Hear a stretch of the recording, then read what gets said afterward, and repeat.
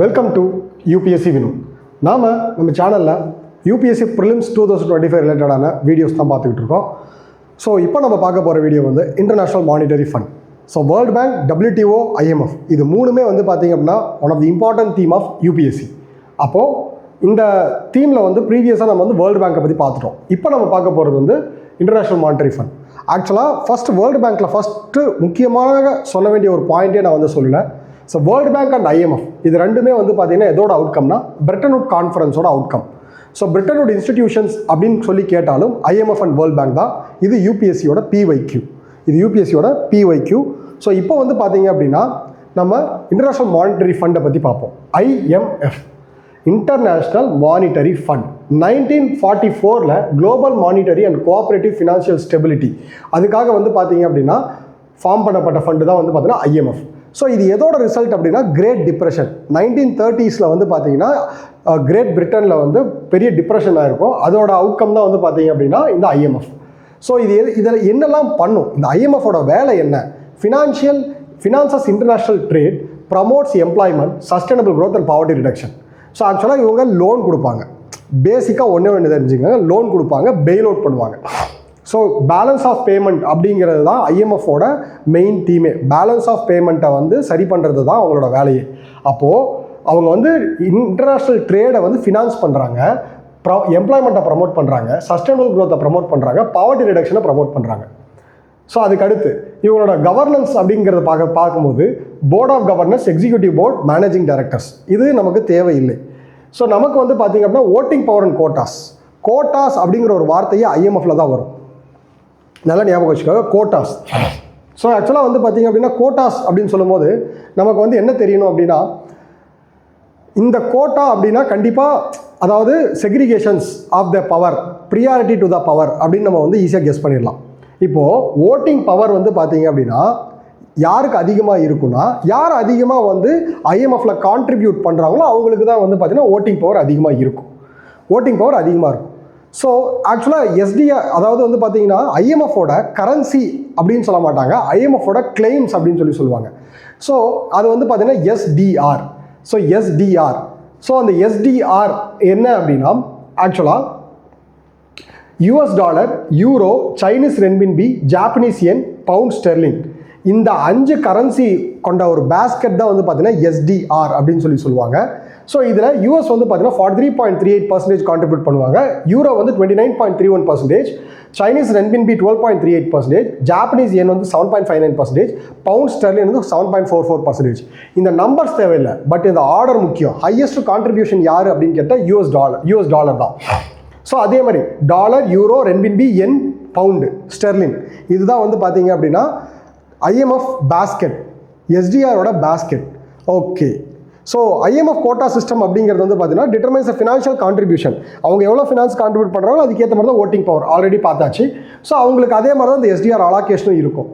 Okay, so ஆக்சுவலாக இது வந்து பார்த்தீங்கன்னா 190 மெம்பர்ஸ் அட் ப்ரெசென்ட்டாக இருக்காங்க. 190 மெம்பர்ஸ் இருக்காங்க. ஸோ லோன் கொடுக்குறாங்க.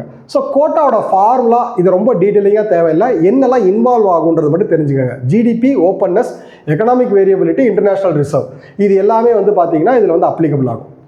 ஓகே, ஸோ இப்போது இதுவரையும் வந்து பார்த்தீங்க அப்படின்னா பேசிக் பாயிண்ட்ஸ் இது எல்லாமே. ஸோ இப்போ நம்ம பார்க்க போகிறது ரொம்ப ரொம்ப ரொம்ப ரொம்ப முக்கியமான பாயிண்ட். இதுதான் எக்ஸாமுக்கு வர வேண்டியது. Resilient and sustainability trust. ஓகேங்களா, resilient and sustainability trust. So இந்த ட்ரஸ்ட் இது யாருக்காக அப்படின்னா கண்டிப்பாக IMF கீழே தான் இருக்குது.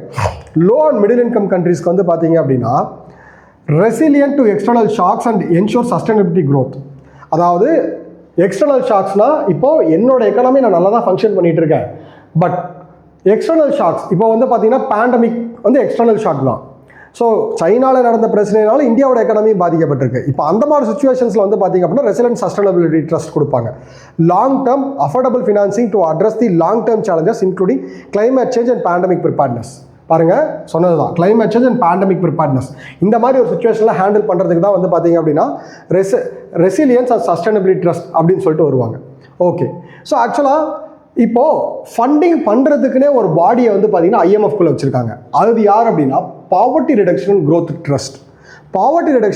ட்ரஸ்ட்.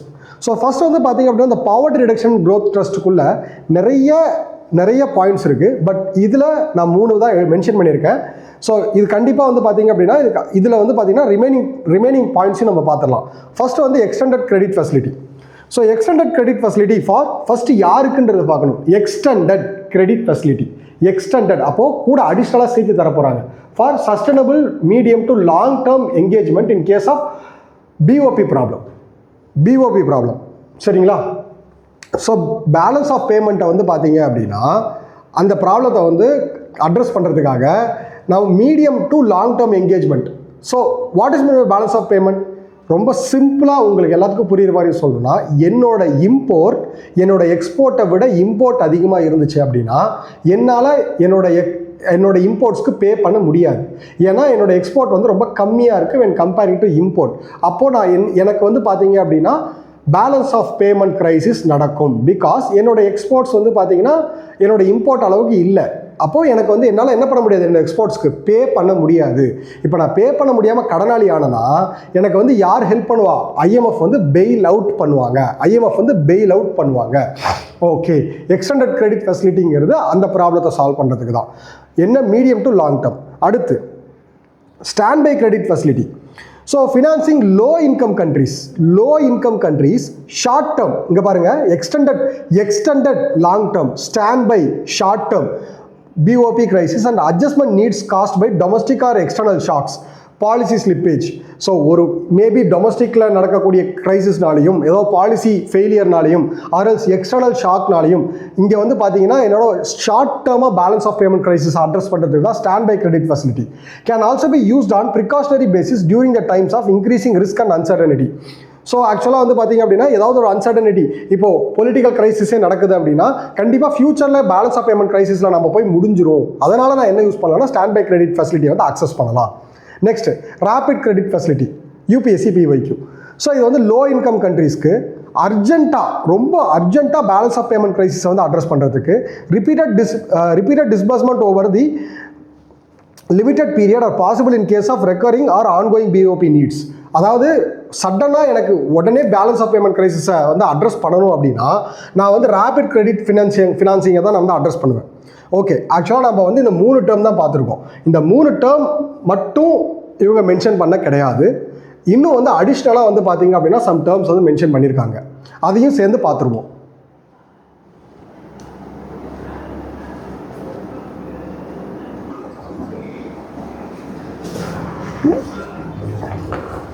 ஸோ அடிஷ்னலாக வந்து பார்த்தீங்க அப்படின்னா stand by arrangement, extended fund facility, flexible credit line or precautionary and liquid line, catastrophic containment and relief trust.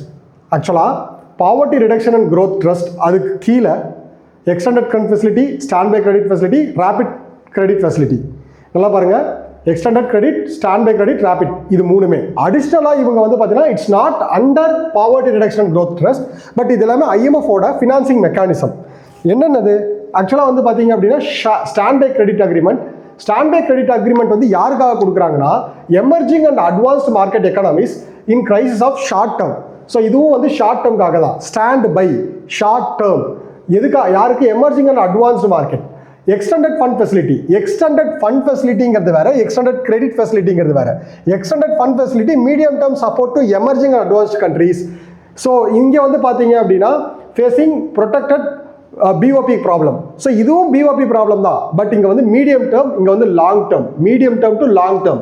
So நல்லா பாருங்கள், இங்கே வந்து மீடியம் டேர்ம், இங்கே medium term to long term. Flexible credit line or precautionary and liquidity line. So to help prevent mitigate crisis and boost market confidence during period of high risk. So இது வந்து பார்த்தீங்கன்னா இந்த credit வந்து இந்த கடன் எதுக்காக கொடுக்குறாங்கன்னா அந்த ஏதாவது ஒரு கிரைசிஸ் நடக்குதுன்னா அந்த கிரைசிஸை மிட்டிகேட் பண்ணுறதுக்கு. Catastrophic containment and relief trust, இது வந்து 2015 வந்து பார்த்தீங்கன்னா இன்ட்ரடியூஸ் பண்ணாங்க. ஸோ இது வந்து ஆக்சுவலாக புவர் கண்ட்ரீஸ்க்கு வந்து சடனாக ஏதாவது ஒரு பேண்டமிக்கோ இல்லை பப்ளிக் ஹெல்த் டிஸார்டர் நடக்குது அப்படின்னா, எபிடமிஸ் நடக்குது அப்படின்னா அவங்களுக்கு வந்து சடனாக சுனாமி ஹிட் ஆகுது, எர்த்குவேக் ஹிட் ஆகுதுன்னா அவங்களுக்கு வந்து பார்த்தீங்கன்னா ஃபண்ட் பண்ணுறதுக்காக தான் catastrophic containment and relief trust. So இது எல்லாமே கண்டிப்பாக இந்த இடத்துல இருந்து எனக்கு கொஷின் வர்றதுக்கு வாய்ப்புகள் இருக்குது அப்படின்னு நான் நினைக்கிறேன்.